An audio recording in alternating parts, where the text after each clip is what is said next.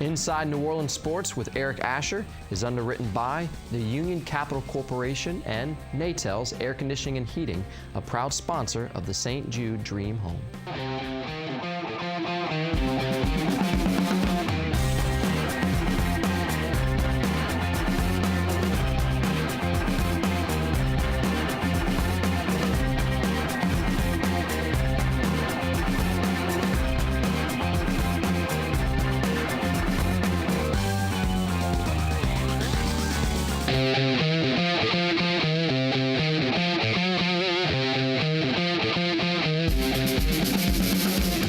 Good evening, New Orleans. You're watching Inside New Orleans Sports. I'm your host, Eric Asher, and over the next hour, we'll do it like we always do it. We'll concentrate on local sports, talking about the New Orleans Saints, the New Orleans Pelicans. We get some time. We'll talk a little bit about the LSU Tigers as well, and we got a great panel for you.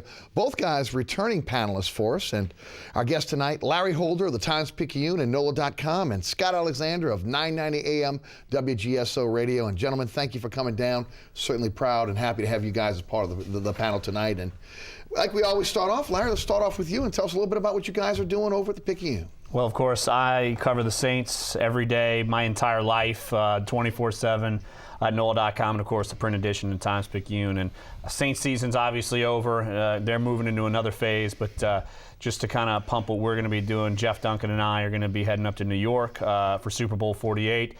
I don't have winter gear as much. I got to go shopping before I leave. Dress warm. I know. I better go buy some long underwear before I get up there. But no, we're going to be up there starting Sunday, and we'll be there the entire week covering all things Peyton Manning, anything Saints related that's going on. I'll be covering a lot of Seattle Seahawks stuff, so we'll have all that all week long throughout the Super Bowl. We'll talk about the Super Bowl a little bit later on, but it ought to be an interesting Super Bowl, especially depending on what's going to happen with the weather. That's the big thing that's going on. When Roger Goodell comes out and says, I'm going to sit with the fans outdoors, that tells you that at long range they were looking at that weather saying, wait a minute, it might be a pretty cold day. Well, I'm not buying that. He might sit out there for about 30 seconds, and then when it's time to go get the shrimp cocktail, he'll get in and, I think I'm good. No exactly. doubt. Scott Alexander of 990 AM WGSO. Scotty, welcome back, and tell the folks a little bit about your radio show. It's great to be back, and by the way, I follow him every day on Twitter, each and every day. He probably gets tired of me giving him notes. But at Larry Holder, I'll just throw it out there. Throw it out there. But anyway, the show's on still from 1 to 3 every day, following you right before Corey Johnson. We talk all sports, especially local stuff. I hit the Saints pretty hard, but now it's Pelican season.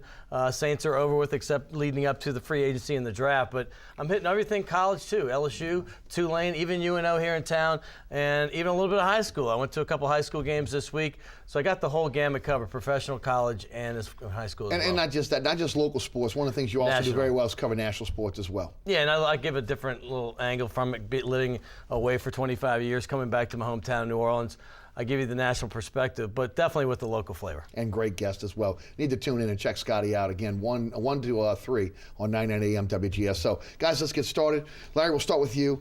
Saints, again, not in the Super Bowl where a lot of people thought they may be, but still a pretty good season for this team. Your thoughts on the season overall? Look, I think they got about as far as they could go. I don't think they were going to be able to beat Seattle. Now, if they would have somehow gotten past Seattle, I don't think they would have gone to San Francisco and beaten the 49ers again. I think they were lucky to even get by them at home, and I think they'd have a little extra juice playing them once again. So I think they did about as well as you would have thought. Their defense obviously improved dramatically, I think. And literally, we're going to have, we've been grading all the position groups, and I have my coaching grade that'll come up tomorrow morning on NOLA.com. And I'll just say this. I think the Rob Ryan and Wesley McGriff acquisition for defensive coordinator and secondary coach were two of the best hires that could have been made in the NFL this offseason. You saw a dramatic change of defense. Offensively, look, they have some things to work out. It seems like they got the running game going late, but it was almost a little too late, because if you had been able to figure this out earlier in the season, maybe you pick up a first down in New England, maybe you pick up a first down in Carolina, you win the division, you get home field advantage. So, I mean, it's one or two things, but I think, look, I don't think fans need to be down on the Saints. I think they're still a major contender in the NFC going forward, 2014 and even 2015. Scotty? I think he's right, as far as you could go. And by the way, you mentioned McGriff. Did he even have NFL experience going into the season? I'm not sure if he had NFL experience, but he came from the college ranks. Right. So it's almost kind of a guy where you're like, man, where did they find this guy? Right, of course, they call him the crime dog with the last name McGriff. But I mean, he has been outstanding. He's a very underrated pickup for them, and he turned that secondary to laughable to one of the best in the NFL. No, I'm glad you mentioned him because everybody talks about the MVP, Rob Ryan, and rightfully so. But it's interesting how, before I was being called a little Pollyanna by saying they were going to go 11-5, they were going to go to the second round of the playoffs. That's what they did. The way they did it, I had no idea that it was going to happen this way. You're going to start 5-0, you're going to have a couple lulls, and you knew that second half of the schedule was tougher. But then the way the defense came up and really was the backbone of the team for at least on the road, for sure, I didn't expect that at all. So the end result was what I expected. The way they got there, not so much. Now that we've had a chance to kind of step back and look at the season as a whole, anything really stick out to you in terms of what they're going to have to do going forward? Larry, you did a great job in the Picayune recently, kind of breaking down the top 20 cap numbers for this team. Team right now about $17 million over the cap. We've heard from 12 to 17 million. Let's go with the high end on that. First of all, how are they going to get under this cap to be able to get to the point where they can sign their own and maybe look for a few key free agents out there to maybe upgrade some positions? Yeah, the cap is certainly liquid, fluid. Even today, there's some news broke how even Patrick Robinson's salary cap number jumped up a little more, which makes him on the block. So, look, you're obviously trying to sign Jimmy Graham. You don't know how much they're going to have to eat of their own salary cap because you don't know if you're going to tag him as a tight end or as a wide receiver. Of course, the Saints are going to try to tag him as a tight end. That'd be about $6.5 million. But they're going to fight that he's a wide receiver, and that's probably about $11 million. So huge gap there in and of itself.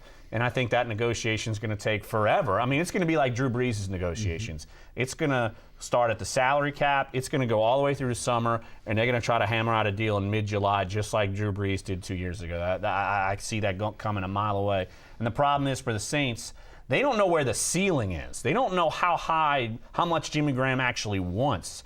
They know where they want to be, but there hasn't been a lot of back and forth so far, and I think that's a major issue. And so you got to sign him on top of you're already over the cap. So some of the guys I think they're going to look at, number one is Will Smith. You can save about $11.5 million there. Roman Harper, you can save about $3 million there. That gets you basically at the cap. And then you got a ton of other work to do. And then you throw in other free agents. Zach Streif, do you want to bring him back as your starting right tackle? Malcolm Jenkins, Brian De La Puente. Those are really your four major guys that you're going to be looking at throughout the offseason. Well, and again, also looking at some of the other players, Jabari Greer is a guy that's got to be looked at as well. I mean, his cap number's high and coming off a horrific injury. You don't know if he's going to be even back for the start of the regular season. There's probably a need there, and you probably have to look there as well. Yeah, well, I think they look at cornerback somewhere in the draft. Right. I mean, I think you have to. And I think you look at wide receiver because you look at a guy like Lance Moore. Kenny Stills basically took his role. And Kenny Stills makes 10 times less than Lance Moore would under the salary cap. So you got to look there. You also look at a guy, like you said, Jabari Greer. I think they're going to just ask him maybe to take a pay cut and because you don't know if he's going to be healthy. And his cap number is high. Patrick Robinson, I just brought up. His cap number is about $2.8 million, and he might not even be a starter anymore. Right. How does the cap number jump for a guy that hasn't played all season? Well, it was an escalator from playing time in 2012. He actually could have gone up another million if he had reached the snap count in 2011. So it's kind of a trigger there. It's crazy how contracts work. But no, he's another guy. I look at another guy, Pierre Thomas, $2.9 million. You combine Mark Ingram and you combine Kyrie Robinson, their cap number is 2.8. Thomas alone is 2.9, and if he cut him, there's no dead money. That comes right off the book. So a lot of numbers, a lot of crazy math. I mean, Mickey Loomis is an expert at figuring this thing out, but he recognizes it. Everyone recognizes that there's a lot of work to do to get under the cap and to get players you might want to come in. I mean, last year, it was almost amazing that they got Keenan Lewis and got Victor Butler. Sean Payton said, look, we didn't even expect to get free agents, but they were able to get one was great, and they're going to be relying on Victor Butler come 2014. No, I would agree. Scotty, your take. Your take on the salary cap, and then maybe jump into some players you think that may have to renegotiate or restructure. One big name that came to mind, because you mentioned the running back situation, you're right. As much as the New Orleans fans and Saints themselves love Pierre Thomas, you got to wonder what his future is. But the other guy who we haven't talked about yet here is Darren Sproles. What happens with him? His figure's a little higher. Obviously, he's not the same third down back, but still one of the top third down backs in the league. If you're talking about, really has suffered in the return game. I think he's kind of lost a step there more than anything else. But go ahead. Do you think there's a chance that he might not be brought back? I think he comes back. I don't think they're going to touch him, but you're right. His number is a little higher. It's about $4 million. I should have brought my whole sheet and we could have broken it down, thrown some graphics on the TV. But no, yeah, his is a little higher, but I think he's kind of in a category of his own just because he does so much. Now, will they bring in maybe someone to help in the return game? Right. Because the punt, I'm not looking at the kick return game because I think the kick return game is just down all over the league. It doesn't matter anymore. The punt return game, I mean, the Saints were 30th in the NFL. And you figure Sproles could help, and he really was not a factor this year. I think they've got to look at somebody in the return game. I think they've got to look at it, and again, it's probably a combo guy, whether it's going to be a corner and a return game guy, somebody's going to return punts for him, or a receiver that ultimately will do that as well. But Scotty, maybe some guys, some names out there that you may think may end up having to renegotiate their deals. A lot of people are talking about Drew Brees because he made his comments about that he would be willing to restructure. We'll see. I mean, how much is Drew really going to give up? I mean, honestly, how much does he deserve? Well, no, my point is that we restructure it, maybe save $3 million this year. There's so many other spots there. I mean, you talked about the guys that are going to be on the bus, either or. And Drew Brees is a guy that I think he's earned what he's making. I mean, seriously, you can say it's a contract that, he earned from making $10 million a year for 6 years. I don't think you mess around with Drew Brees. If he gives you a couple million this year to give you some relief on Jimmy Graham, so be it. But there's several guys that you can consider fat. And I mean, he mentioned it right off the bat. Will Smith is obvious. I mean, guys Vilma's like that. Probably gone. Well, Vilma's a free agent. Right. They're not bringing him back. Roderick Bunkley, I think, has got to be on that list. Huh? Roderick Bunkley is squarely on the list. I mean, you mentioned guys that across the entire defense, because Victor Butler will be back next season. You look forward to having him. And I'm just more curious about the draft at this point because I don't have anything. Obviously, any say on what's going to happen with those players, but it's fun to speculate who they might draft coming up. Well, you bring up the draft, and I don't think they know what direction they're going to go in until they get through free agency. Right. I think that's part of the thing, because if Zach Strief leaves, you got a hole at tackle. If Malcolm Jenkins leaves, you got a hole at safety. Yes. So I think navigating free agency is one way. You got to get through that before you get to the draft. But let me chime in on Drew Brees, because I asked a question. You asked the question. I asked the question. If the Saints come to you to renegotiate, what would you say? And he said anything to help the team. And then he followed up, but there are plenty of other ways. That's code for I'm not taking a penny less. Right. There's a negative 100 million% chance that he's going to take less money. He will take more money later, a la Tom Brady. What he did, Tom Brady didn't take a pay cut. No, he didn't. Drew's not going to take a pay cut. No way. That renegotiation probably wouldn't even happen until next offseason, when his cap number jumps from $18 million to $26, it jumps $8 million. It's only going to jump $1 million this year. Guys, let's talk. I want to get back to possible free agents, but let's talk about Jimmy Graham. It has been a really kind of a lot of speculation on your show, on my show. Obviously, you're getting it on the paper as well, on the website, on what they're going to do with him. The Saints look at him as a tight end. When you look at some of the numbers that have been thrown out there, it looks as though he's played the slot or the wideout position more than he's played the tight end position. It's a byproduct of the Saints offense. It's also a byproduct of the fact that he's not a very good blocker as well. Talk about Graham. Do you think this goes to arbitration? You mentioned maybe a long extended holdout. I agree with you there. But I think the first thing they have to determine is if they tag him, and the difference between the tag is I think $6.5 million for a tight end and $10.4 million for a wide receiver. If they tag him, they got to figure out ultimately what they're going to tag him as. Saints would like to tag him as a tight end.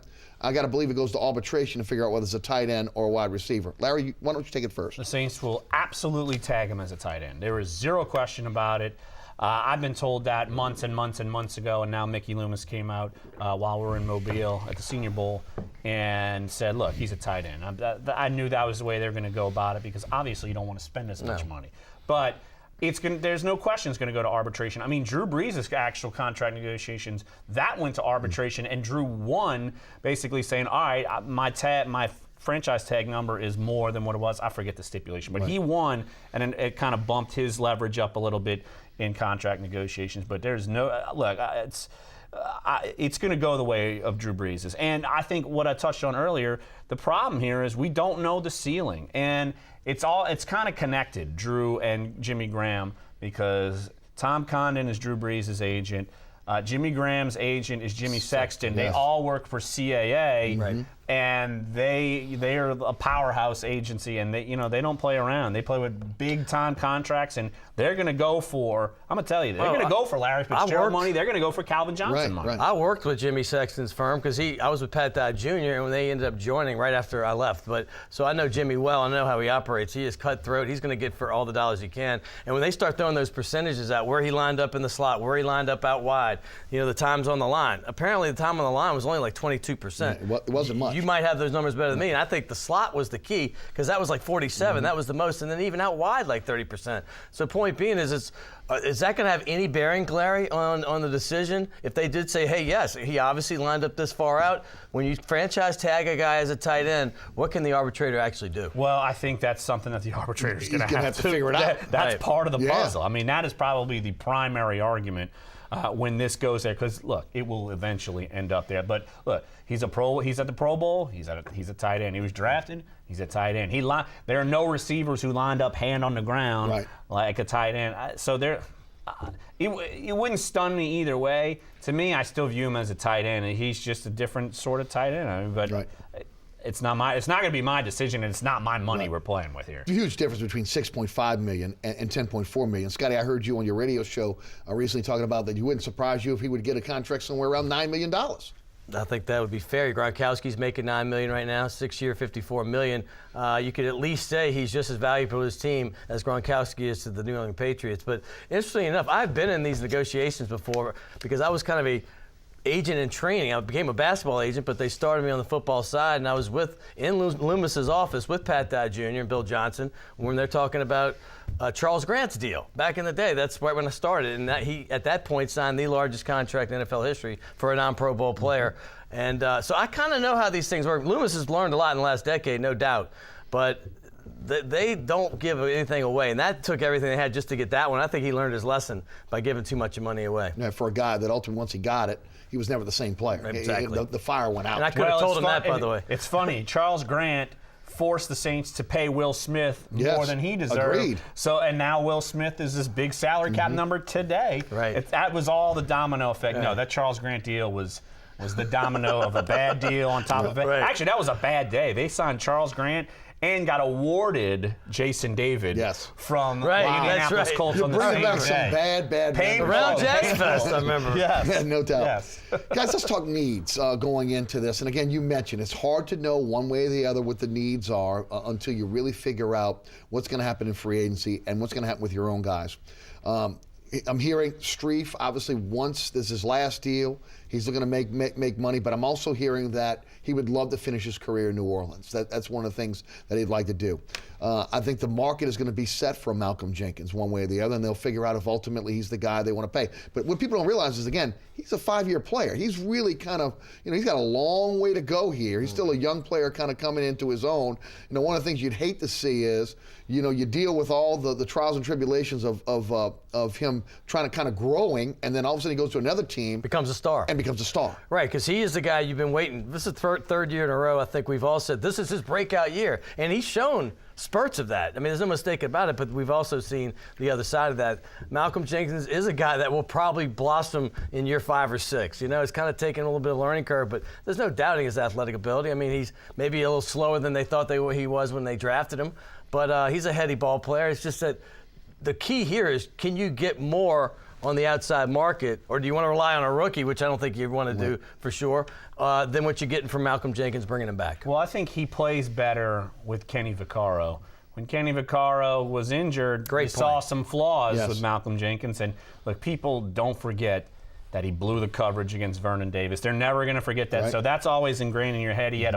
Everyone had a bad 2012 season, but Malcolm Jenkins had a bad one too. Right. But look, I think this is the thing. Your second contract, you're Malcolm Jenkins. This is your big deal time. I mean, that's the way it is in the NFL, even though he was a first-round pick. This is your time to cash in. How much can he cash in? I'm not sure. Look, I feel like the Saints want him back. The Saints value him. They like what he brings on the field, and they like what he brings mentally and off the field.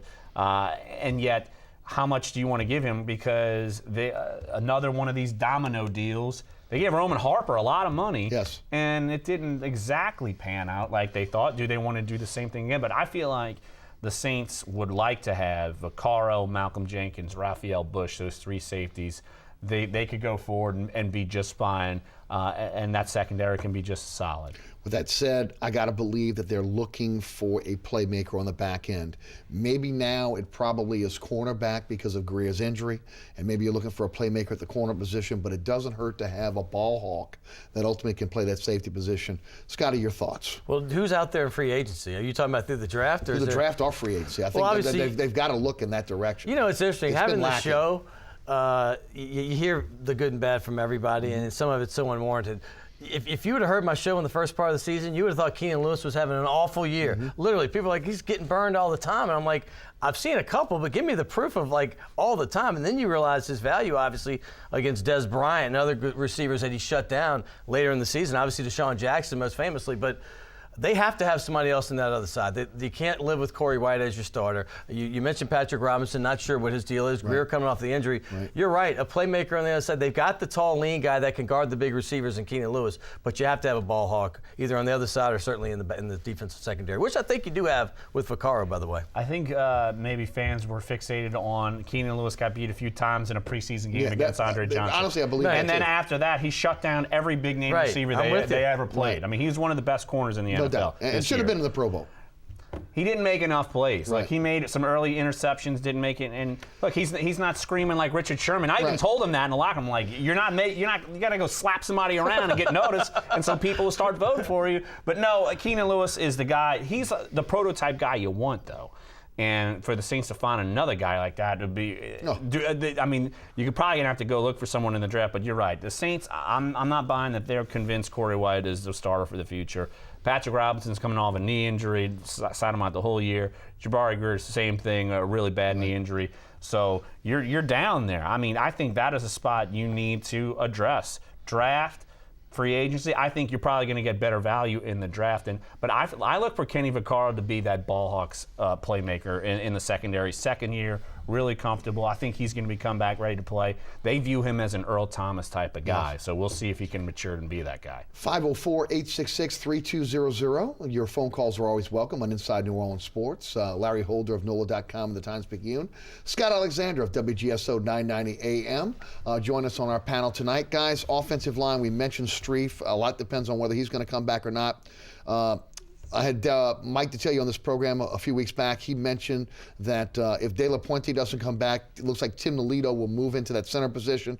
I would rather see a bigger center than obviously De La Puente. Looks like Toledo may fit the bill there.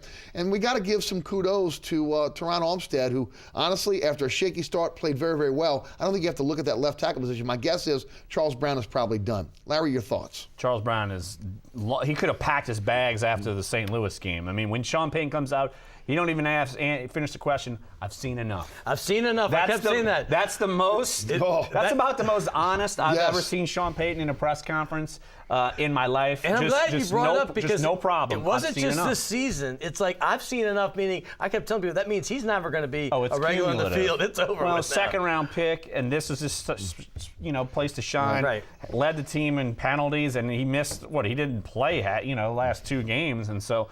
Look, he's a free agent. They're not re-signing. Right. Teron Armstead is going to be your left tackle. Now, do they bring in a veteran backup? Probably so, to at least challenge him. But no, I think, look, after that, the Carolina game, it was leaps and bounds better. And look, against Seattle, he played great. He played really well. Really. And so he's your guy. But now you bring up De La Puente. It could easily go the route of Jeff Fain, Jonathan Goodwin. It's that they have a precedent. Once a center needs to get paid, they move on to a cheaper option. Right. Tim Lolito, they really like him, and even in his brief playing time, you saw a massive difference from when he had to start against Arizona to when he had to start in Atlanta. Yes. And so I think they might try him at center. And try to go that option and see what happens. But no, look, they've kind of been developing him to be in that role. Right. Scott. Well, what a relief it is, though, after the Carolina game, which admittedly against Greg Hardy he's going up against. Right. I mean, the guy could have been defensive MVP in the NFL. But the last 2 games, you saw what they drafted. You saw the guy that you knew he could become. But what a relief it is you don't have to talk about it in the offseason now. That's like one of the main 2 positions on the field, literally.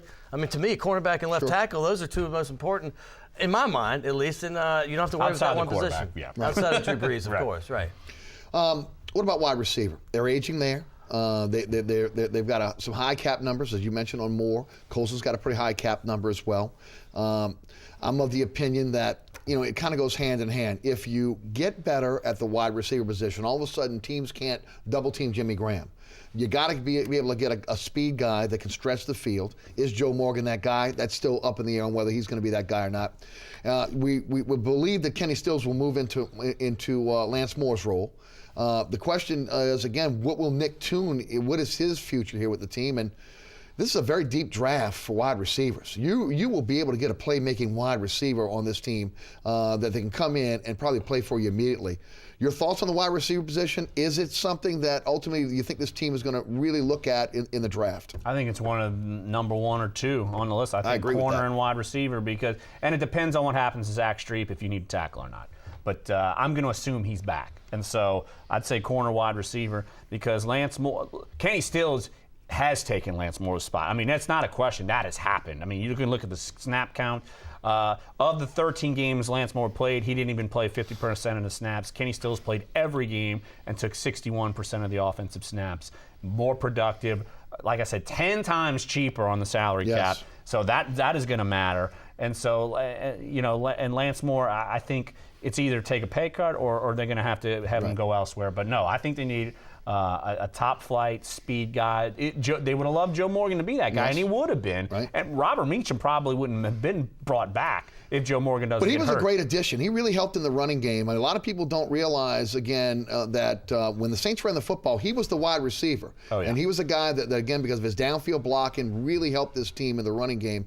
May not have the speed he once had, may not have the hands that some of the other wide receivers, but he was a great find for this team and a cheap option. Well, they needed a stopgap. They needed someone to come fill in and at least give the illusion they can go deep. But he caught some, but he just doesn't have. He's not the same guy. He's not the same player. No, but so I think they have to address that. Scott, And I'm sorry, Nick Toon.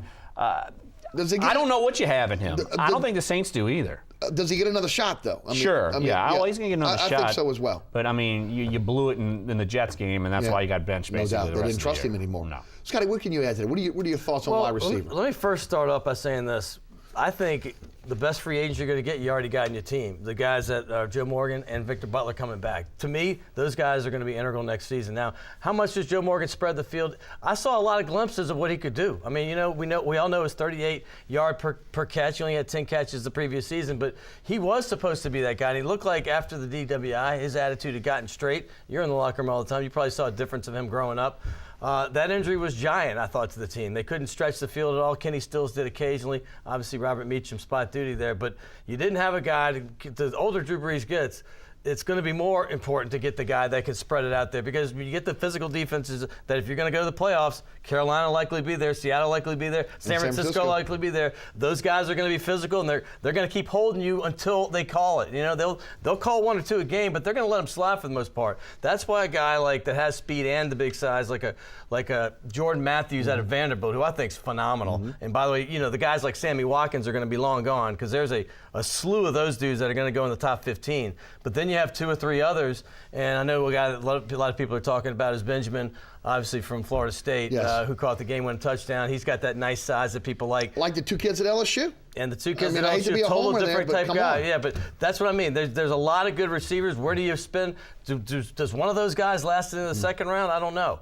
Do you go for a wide receiver at the end of the first round? What are your thoughts now? I know you have to deal with free agency first, but there's a lot of good receivers right now. Yeah, but I think a lot of it depends on, as you mentioned, Larry, what happens with your free agents first. Right. If you are in a situation where all of a sudden now you lose your starting right tackle, you may be pressed to be able to go in and say, wait a minute, I've got to maybe look at that tackle position or that offensive line position.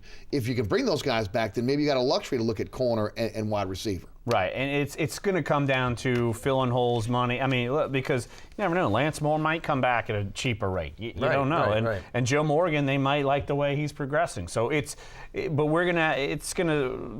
have a clearer picture once we get through free agency. But until then, no, I still think it doesn't matter. I still think they look at wide receiver, maybe first round. But I think somewhere along this draft they're going to take. Yeah, I would agree. 504-866-3200 to the phone lines we go. Got a great panel tonight. Larry Holder of NOLA.com and the Times-Picayune. And, of course, my colleague at WGSO Radio, Scott Alexander from the Scott Alexander Show. Again, you can hear him 1 to 3 on 990 AM weekdays. To DJ in New Orleans East, a guy that we all know from our time on the radio.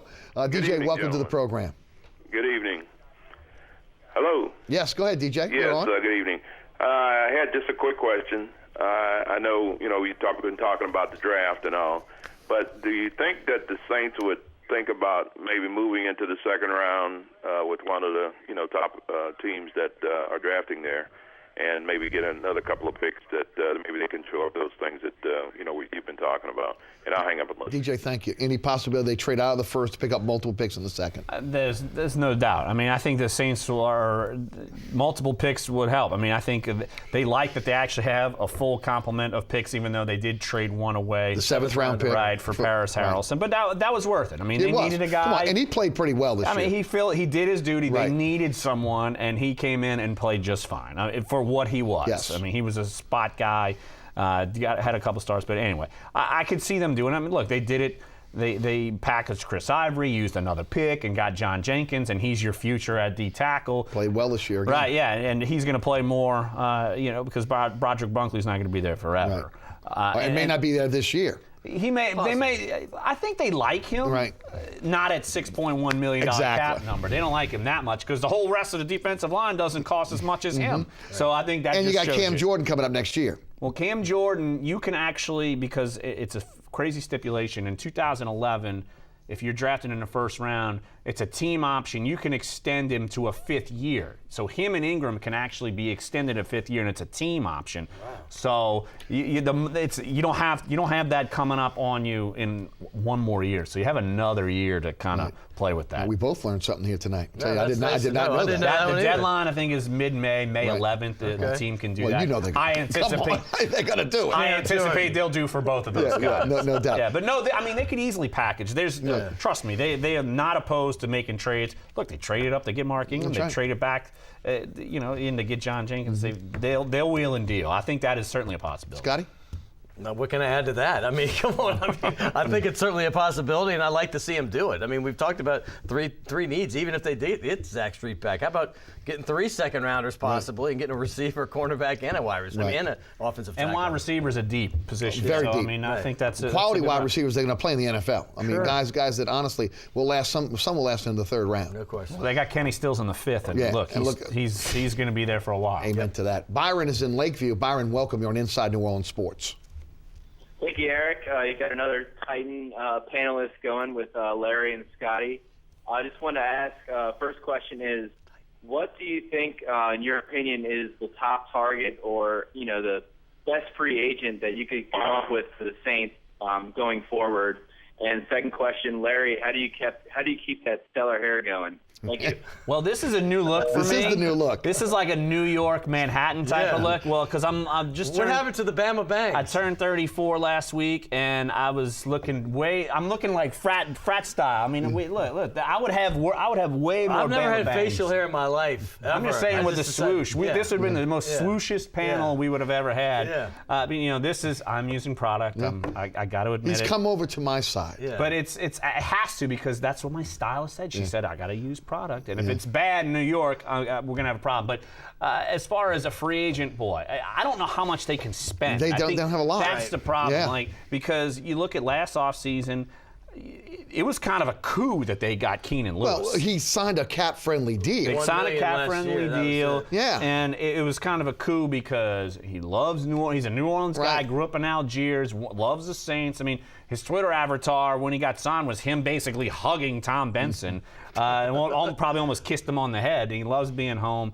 So I don't know how. I don't really have a good target for you because A, I don't know who they're signing, and B, I don't know how much they're going to afford. How about the best free agent is going to be Jimmy Graham? I mean, that's what it is. And like when Drew Brees signed, I mean, that's the biggest free agent in the NFL. But I mean, it's kind of a cop-out answer, but I don't have a good one for you because I don't know how much they're going to be able to spend. Right. I think they're going to be looking for bargains like they always do. Right. Scotty? Well, no, if the guy that sits here with the Saints every single day gives you that answer, I'm just going to back him up and say, I agree. Beautiful. Hey, guys. Smart. There you go. I like that, too. Guys, we're going to take a quick break. I promise, just about a minute or so, just to reset. When we come back, going right back to the phone lines, 866-3200. You're watching Inside New Orleans Sports. I'm your host, Eric Asher, each and every Thursday night, right here on WLAE TV. Our panel tonight, Larry Holder of NOLA.com and Scott Alexander of 990 AM WGSO. Stay tuned.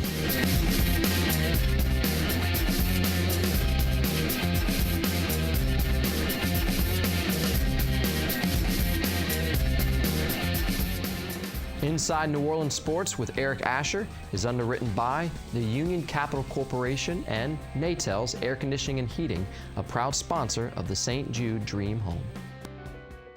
My life is full of statistics. Thing is, I could have dropped out of school and become one myself, but I didn't because I had people that believed in me. Here's another statistic. 7,000 students drop out every school day. That's one every 26 seconds. It's time that students know that we believe in them. Inspire a student and share your message of support at boostup.org. You're watching WLAE, New Orleans Public Television. Find us on Facebook and follow us on Twitter.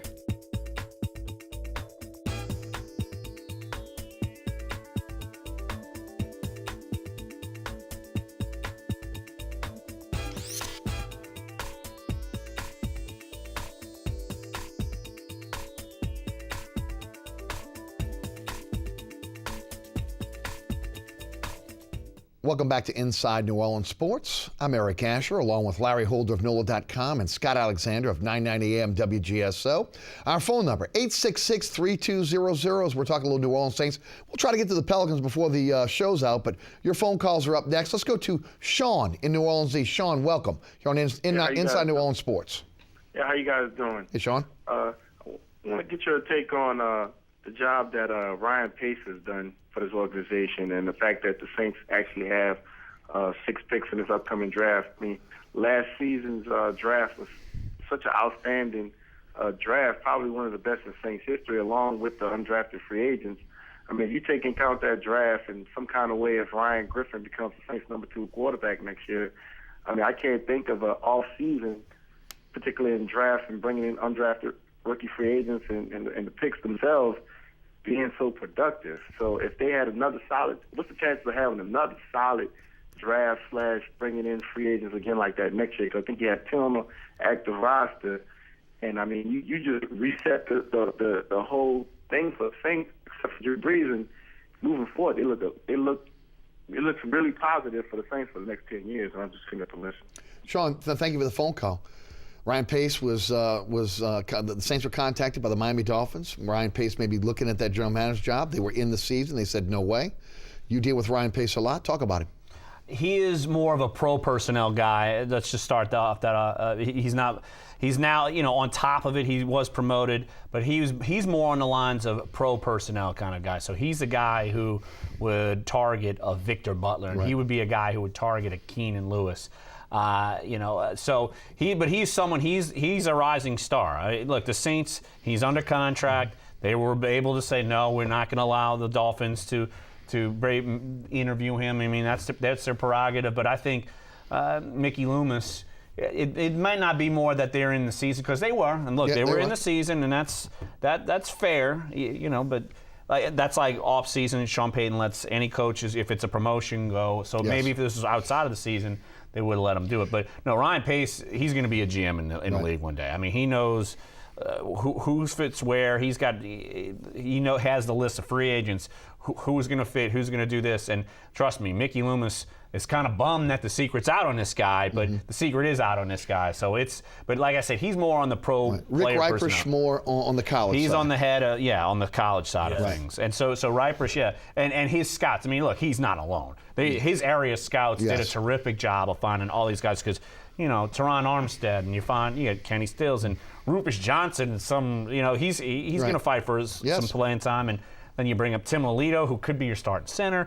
Josh Hill, even though he's known for, the bad tight end reverse. I mean, sorry, Josh, but that's what you remember. He had a pretty good catch, though. He had a pretty good catch, but he's going to be remembered. That's not his fault, but that's But when you think about this team that had one number 1 pick in the last 2 years, no second-round picks, and what they came up with in the third round, John Jenkins in the move up, obviously, but getting Akeem Hicks the year before. And Armstead was the third round pick. And Armstead Jenkins. Armstead this year. That's what I'm saying. It's unbelievable what they're doing so far. And then they whoever's pegging these undrafted free agents, the year before was Cadet, this year even bigger, potential starting running back next season, and Kyrie Robinson.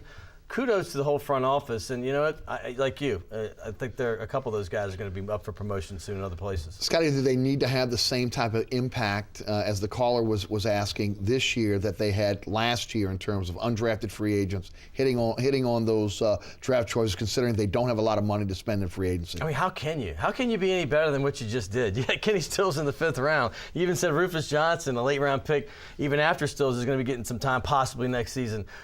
It's just been remarkable what they've done thus far. I mean, I think if you look at rosters across the NFL, you're not going to see, 6 undrafted free agents, rookies on the team. That's unbelievable. That's unbelievable for this team, too. And then you're drafting as well. And this is an established team. That's a playoff team. That's what I'm saying. So they're going to have to continue to do it, because when you have Drew Brees signed for an accelerator contract next season, $26 million after this one, coming up one, and it gets even $1 million more, I believe, the following year, you're going to have to continue to find these gems, and they're doing it. I think the Saints just don't need to strike out. I think it's more along that. Get a couple of hits, and if you miss on some of these undrafted guys, that's fine. But in free agency and a draft, just don't whiff. I mean, you can't, because some of these drafts, you whiffed. I mean, and so it's been a long time since you probably put this much together. I mean, you go back to 2006. I mean, that's the last time they really struck it everywhere. But you just don't miss. I mean, I don't think you're going to be able to repeat this. Just don't have too many misses, and the Saints should be fine. To Edward in Lakeview. Welcome. You're on Inside New Orleans Sports. Okay, looks like Edward is gone. Let's reset. Let's go to Martin and Destrehan then. Martin, welcome. Martin, you're on Inside New Orleans Sports. Yes, how y'all doing, gentlemen? Hey, Martin, how you doing? All right. I was just wondering what y'all thought about the play of Raphael Bush this year. I heard a stat that he was the only secondary player in the NFL not to give up any yards after contact this year, and whether or not y'all think he could be a starting safety next year alongside Kenny Vaccaro. I don't think he's going to be a starter. I think he's someone, though, that they love playing this 4-2-5, and he's the third safety, and they like putting him out in center field and basically allowing Jenkins and Vaccaro to do more, whether it's coverage, whether it's blitz. So when you had those three together, that's when they were really, this stout secondary. No, I think they're very high on Raphael Bush, and he's not playing as much special teams. He's playing more just defense, which shows you when you're moving into that area, they're relying on you more, and they want you more on the defensive side of the ball. So, no, I think if you bring back Malcolm Jenkins and Vaccaro comes back, I think he'll be just fine, and then you add Raphael Bush. I think those three guys will play very well. No, I think the future is pretty bright for Raphael Bush. I love him, by the way. I think he's a tone setter. And you want to talk about Ryan Pace? That's one of Ryan Pace's finds. That's exactly, they got him off the waiver wire. Right, that is a Denver. Ryan Pace find, and his staff. That is his department. And his attitude has been unbelievable from the day he got here. Even ingratiating himself with the fans, saying you don't have to throw away your R. Bush jerseys. I'll wear 25. But you gotta love that. But what's the cap number? What's the number? Because he's a restricted free agent, correct? So the Saints will be able to match whatever. What's the number they go up to match him? Oh boy, I think it probably doesn't jump that much. It's probably around the $1.4 million range. You think he's going to get because he would be an undrafted guy and he would be the lowest tender. Here's the thing: they could do that. I mean, I could see them going that route, or they might be able to sign him for cheaper and for a longer term. But I think they might just have to tender him like another guy, Jed Collins. I mean, he would have the same sort of undrafted tender, and yet he doesn't. Fullbacks don't get paid that much, so they might sign him to something a little less. I mean, knowing his value, I think he's a smart enough guy. They did it last year with the long snapper, but no, I think that could be something that they may have to play him under the tender. But no, they value him. There's no question they value Raphael Bush. As they should. 866-3200 is the phone number. Your phone calls are always welcome.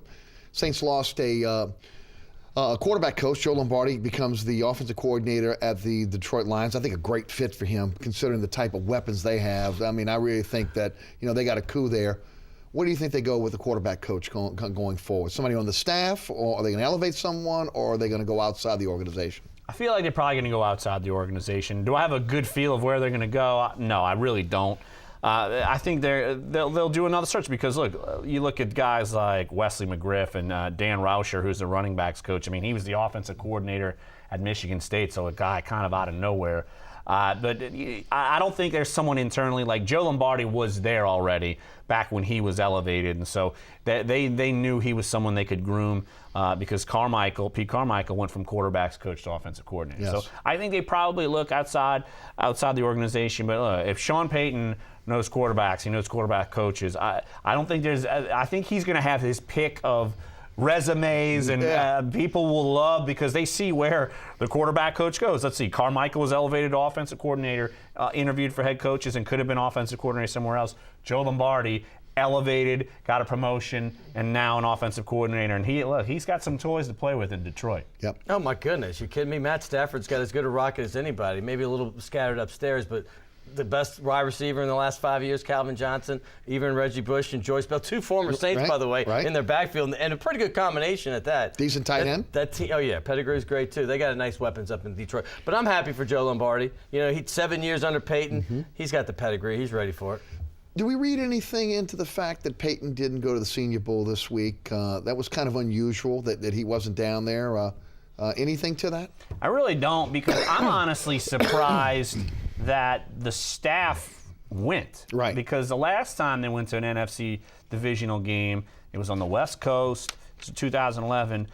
Peyton gave the staff time off that week, and so it was just Mickey Loomis and the scout. So no, I wouldn't do that. Maybe he's earned his keep, and look, you guys go handle it, and because he's there, and it's not like he's sitting there and jotting notes. There's a ton of staff. No, I don't really buy it. It's probably just something he wanted to take some downtime. If anyone was going to read anything into it, it would have been me. I'm not going to make too big of a deal about it. Are you getting over there, Larry? Are you going to go down to the game? No, I did. No. Usually we cover it. The NFL big-time coaches, GMs, they leave by Wednesday, and so the game is. I was actually producer of that game about 10, 12 years ago. No, I know it's old, but then I saw on the agent side. It's kind of interesting going in with Pat Dye and all the agents and seeing that little cattle car. And wherever they're just looking at a bunch of meat out there. So I've seen both sides of it. It'd be interesting to see it again on the media side. Guys, before we go back to the phone lines, Super Bowl, your thoughts? Scott, we'll start with you. Obviously, it's a lot of it depends on the weather, but what are your thoughts on the game? I think 100% depends on the weather. I think Manning is having such a spectacular year. You saw Manning some chinks in the armor the last couple of weeks. He wasn't turning those touchdowns that he normally did. A lot of field goals. Obviously, they scored 26 points, 3 field goals in that game against the New England Patriots. The 2 of the last 4 games of the season, I guess, were against the Chargers, once in the playoffs, once in the regular season. Very ordinary Manning. Unlike what you saw in Seattle's obviously a tougher defense than those. But I think if the weather's crisp, which is probably little chance of that, I think I'd give them the edge. Otherwise, this is a complete toss-up. I might have to give the edge to Seattle. I'm going with Denver. And it's funny because if San Francisco would have beat Seattle, I would have taken San Francisco because I think they match up better offensively and defensively with Denver. No, but I think Denver's going to get the job done. I don't trust Russell Wilson. I think they can do enough to slow down Marshawn Lynch, and I think you saw it. The Russell Wilson we saw in the second time around against the Saints was more the guy you saw throughout the rest of the season rather than the first time who he played one of his best games. I'm going to go with Denver, and Peyton Manning and Eli Manning can now dap each other and have 2 Super Bowl rings. There you go. Let's head back to the phone lines, 866-3200. Eric is in Destrehan. Eric, welcome to Inside New Orleans Sports. We got to think about Roman Harper. You think he's going to be anything? Eric, thank you for the phone call. You think Harper's back again with cap number, age? He's got 9 lives, I can tell you that. He's like a cat. But he's on his 10th one because it's over. No, he look. We talked with him in our last media session organized. The kind of going away last Monday, and he came out and talked to the media basically by design.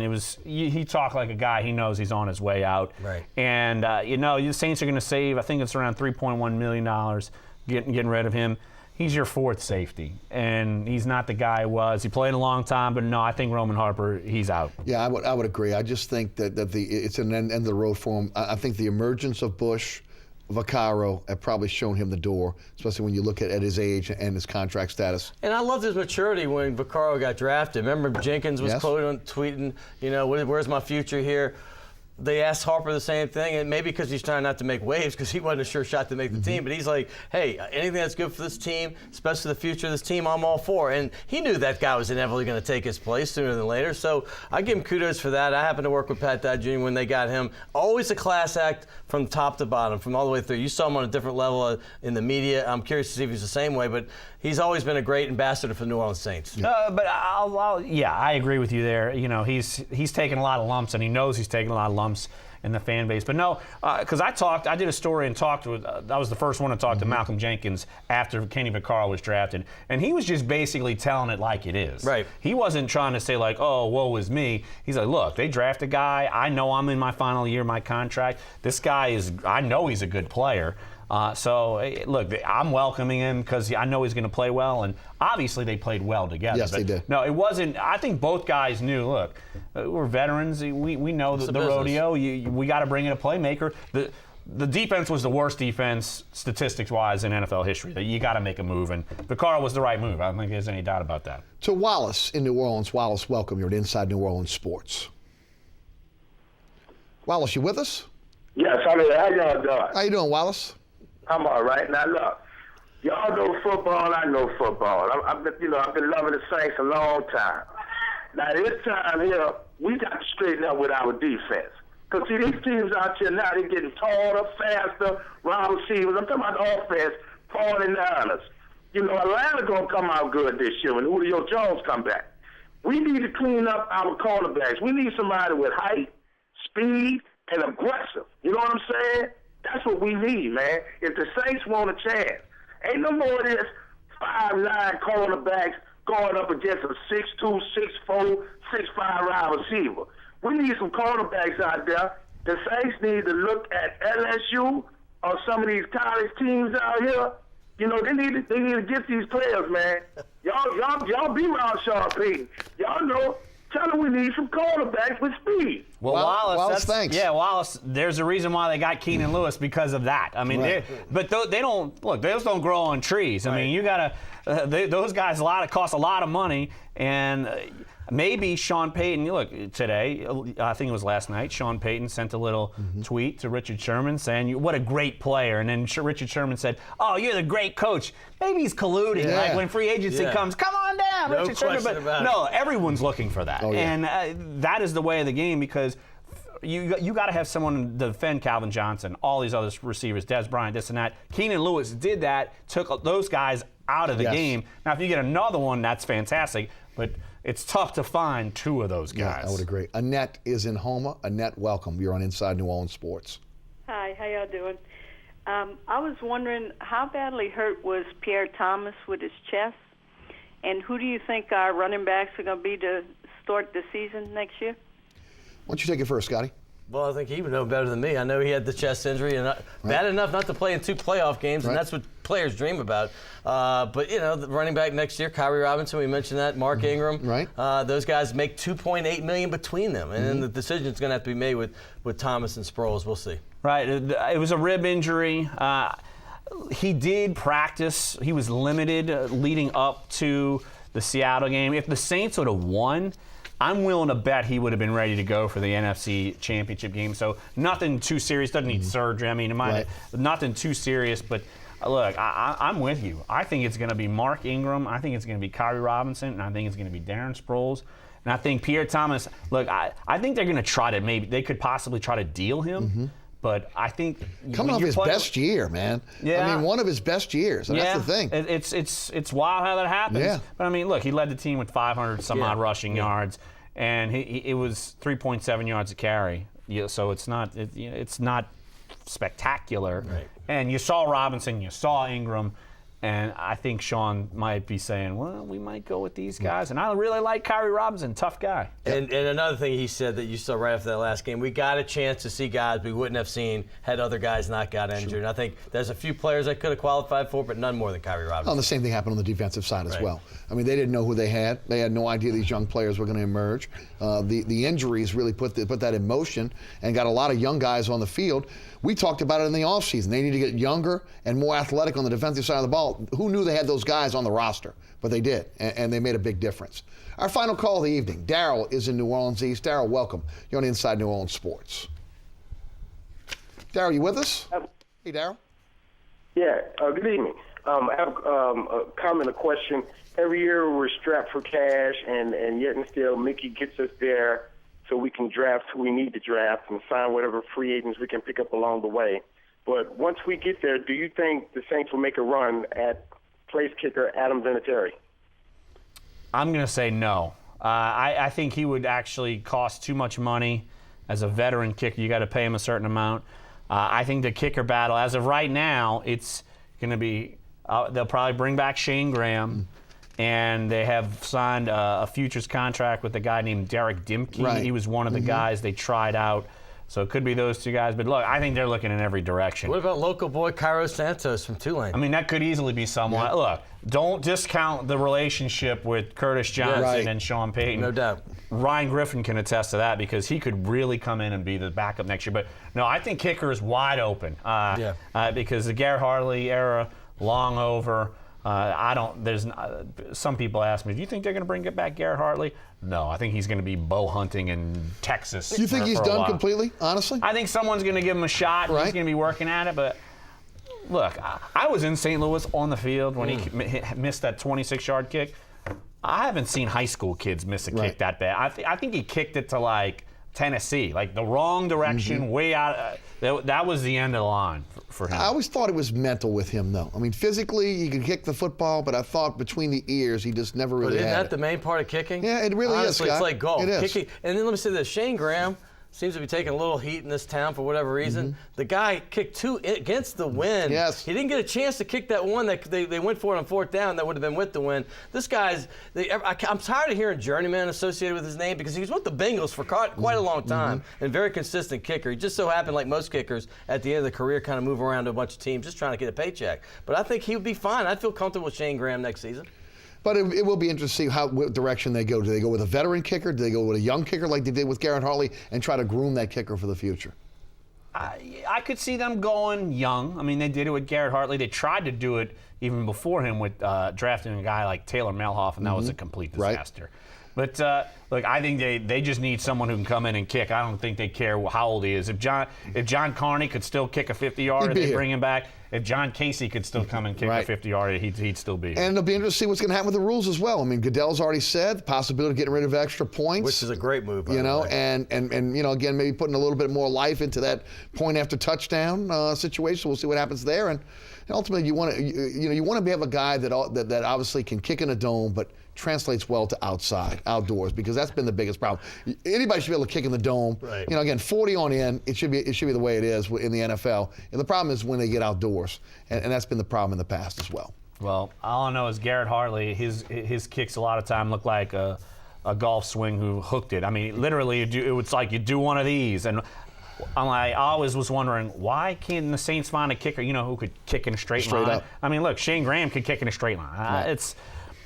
I don't know. Hartley, they needed he needs a fresh start maybe. The Saints by far need a fresh start. Yes. I think it's wide open. Whoever can make them is going to make them. So you're saying we're not going to see Hartley in training camp? No, I don't think so. You might see him getting autographs. Like, sign my helmet, Drew. I missed you on the way out. Well, guys, we didn't even get to the Pelicans. And again, we thank everyone for calling in tonight here on Inside New Orleans Sports. I want to thank our panel. Of course, Larry Holder of NOLA.com and the Times-Picayune. And, of course, my good friend and colleague over at WGSO, Scott Alexander. calendar as well.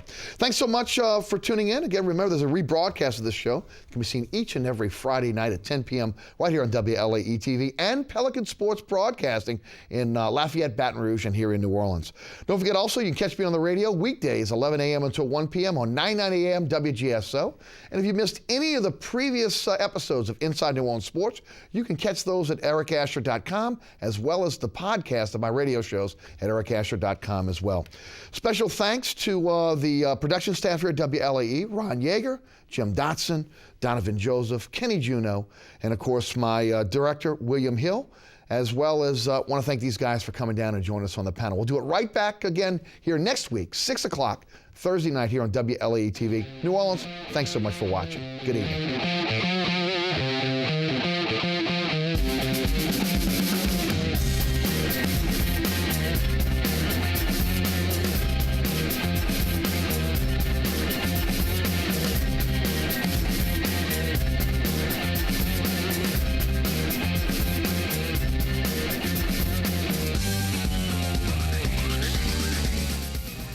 Inside New Orleans Sports with Eric Asher is underwritten by the Union Capital Corporation and Natel's Air Conditioning and Heating, a proud sponsor of the St. Jude Dream Home.